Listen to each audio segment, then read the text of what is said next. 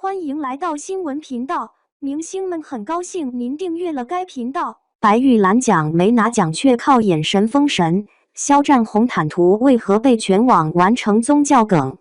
白玉兰奖已经闭幕好几天了，娱乐新闻也早该换新话题。可肖战那组垂帘众生红毯图愣是天天刷到我脸上，我手机都快变成他云端巡逻的监控器了。说实话，白玉兰这回真正的高光压根不在奖杯上，在那几张站姐拍的照片里。6月25号，站姐 Global Fever 发了一组肖战出席白玉兰提名晚宴的生图，没加滤镜那种，像新闻图一样干净。结果呢，一路从微博冲到朋友圈，再晃悠到视频号，小红书也全是那双眼睛，那眼神真有点东西。眉眼往下看，没攻击性，也不谄媚，就是一种我看见你了，但我跟你不是一个世界的感觉。网友说是垂帘众生，我开始还觉得夸张，后来刷多了，嗨，还真有点神官视角那味儿。别人走红毯是在打卡上班，他走红毯像是从云端下来巡视一圈。而网上那句玩笑话也挺损，建议肖战以后走红毯带个功德箱，我随份子。这话乍一听像调侃，仔细一琢磨，就是观众对他这份非人间打工人的气质认同。娱乐圈明星不少帅的，但能被玩成宗教梗的还真不多。我就纳闷了，一个演员怎么最后被大家当神官看待了？这玩意儿可不全是长得好看就能搞出来的。说到底，还是气质叠角色滤镜叠行业环境，一层一层糊上去的。先说那天的画面细节，我特意去翻了下各家媒体的视频。中国电视剧制作产业协会主办的白玉兰奖活动，上海东方明珠边上那块地方，每年红毯都挺扎眼。这回肖战出场，黑西装、白衬衫，造型说白了很规矩，不夸张，不暴露，不抢眼球那种。要搁别的艺人身上，可能就路人甲了。而就是这身极简风，配上他后面那几张后台照片，反差感一下就立起来了。有路人拍到他在后台默背串词，低着头，嘴在轻轻动，眉头微微皱着，像高3学生上考场前在门口最后翻一眼笔记。上台之后整个人又变了，麦一拿，笑起来也松弛，说话有条理，而且全程挺稳。这种从紧张背搞小孩到气场在线的嘉宾的切换，观众是真爱看。我觉得吧，大家会对那几张垂帘众生图这么上心，有一部分原因是太久没在娱乐红毯上看到这种克制版的美。现在很多红毯都是比谁更敢穿，大裙摆、透视装、镭射装，一个比一个恨不得把自己打造成夜店招牌。而肖战走的是另一条路，眼神冷一点，动作收一点，情绪往里收，反倒容易让人填补想象空间。而说到神官悯众生，这就不得不提去年的玉骨遥了。那句争议有，但有个点挺统一，石颖这个角色的气质跟肖战本人贴的。官方宣传不敢这么说，粉丝倒是没那么客气，直接一句这不是演戏，这是本人，这就很微妙。石颖这个角色设定就是那种清冷神官，自带禁欲感，嘴上不说，心里装着天下苍生，小孩受委屈他会管，妖怪闹事他也管，但从来一副我只是顺手的表情。而肖战这几年在公众面前的状态，就是那种话少，笑也不夸张，做事规矩的风格，一套叠一套。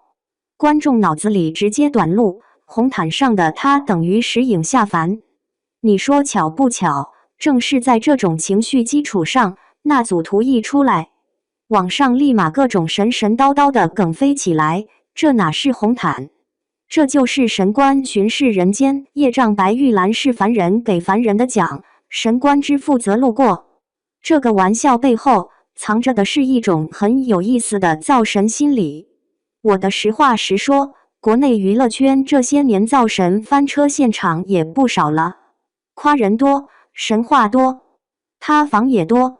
观众现在说好听点是有审美，说直白点就是被骗怕了。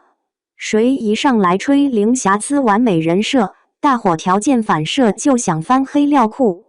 而肖战这波不太一样，他这次的神观梗更多是建立在一种反而普通的底子上，才有空间往上想象。大家回忆一下，他出事那年，舆论有多狠我就不展开了。那会儿各大平台的评论区跟战场一样。后来他慢慢复出，央视、地方卫视、新华社这些官方媒体陆续开始正常报道他的作品和活动，把他当一个严肃的文艺工作者写，而不是天天八卦那一挂。我翻了一下近2年的报道，大多都围绕作品、公益活动、舞台表现这些，这等于给公众赚了个信息，这人可以重新当演员看。而就是在这种慢火中烧的过程中，他整个人也变得比早期更克制、更内收了一点。以前在综艺里还有点小孩劲，现在公开场合几乎全是职业模式。你说这叫不叫人设？肯定也有管理，但我看更像是这几年的现实逼出来的一种状态，不能乱说话，不能乱走位，不能乱情绪。问题是，观众又特别吃这种引人感，尤其在现在这个人人都想在短视频里抢3秒注意力的时代，一个人不急不躁，不追着镜头跑，反而会显得有点非凡。这就跟胡同里那种别人都在门口吆喝，他家大门紧闭，偶尔扮演一条缝，你说哪个更勾人？这回白玉兰上，肖战没拿奖，作品梦中的那片海是提名。按理说不拿奖一般第2天话题热度就下来了，但偏偏是他那几张红毯图，硬生生把热度拖延了好几天，各个平台二创多到离谱。有人给他 P 光圈，有人给他配经文，有人非要给他做成寺庙文创，折腾得热热闹闹。我就觉得特别有意思，奖项是行业体系给的，神观滤镜却是观众自发给的。一个是有标准的，一堆专业评委聊剧本、演技、完成度；另一个是纯凭我爽不爽，我看不看得进去。这俩东西在肖战身上这回完全错位了，奖杯没拿到手，但民间封神封上了。说到这儿，有人肯定要问，这是不是在吹过头？会不会把他又推到一个危险高度？说实话，我心里也会打鼓。任何形式的神话，在娱乐行业都不算好词。人一旦被逼成没缺点的样子，他自己先累，观众迟早也会反噬。你看啊，网络记忆不长，但账本挺长的，谁一旦没撑住那个完美外壳，反扑能多狠你都想象不到。而这次肖战的神观梗，我反倒觉得还有点健康的成分。为啥？因为大家一边喊垂帘众生，一边又在拿他开玩笑，说什么上红毯像巡视人间 KPI， 赶紧下凡多拍点好戏算积德。你看，还是把他当演员消费的，没有完全跑偏成邪门崇拜。更关键的是，他这几年有没有干正经事儿，这个的掰开说一嘴。媒体报道里，他在扶贫、教育、灾情捐助这些公益事上挺常见。中国青年报、人民日报客户端都报道过他的公益项目。虽然艺人做公益肯定有团队考虑形象的部分，但有一点很现实，不是每个人都能把正面角色演得观众买账。你做的跟你演的多少的有点统一感，观众才能说服自己继续磕。而肖战现在这个垂帘众生的红毯眼神，说白了也是过去几年行为积累出的一个结果。你要是私德乱七八糟，天天被爆料，观众再给你 P 光圈，那就不是宗教梗，是讽刺段子了。现在大家玩得挺愉快，至少说明一件事，大众潜意识里没把他归到危险艺人那一挂。话说回来，我个人倒挺期待他下一步真去接个神仙或者非人角色，不是因为多神化他，而是这种气质本来就是资源。演员有气质偏向本身就是天赋，有的人适合演市井，有的人适合演疯子，有的人适合演老实人，有的人一站在那儿就像人间打工人。他一站那儿就透出点你们人类挺辛苦的疏离感，这就是他吃饭的本钱。只要有足够多的好剧本，他完全可以把这股神观感从表情管理里拎出来，塞到人物命运里，让角色去替观众承受那些众生之苦，而不是停留在几张图、几个梗上。说到底，红毯再神，也是匆匆一刻，戏里撑得住，才是真的立得住。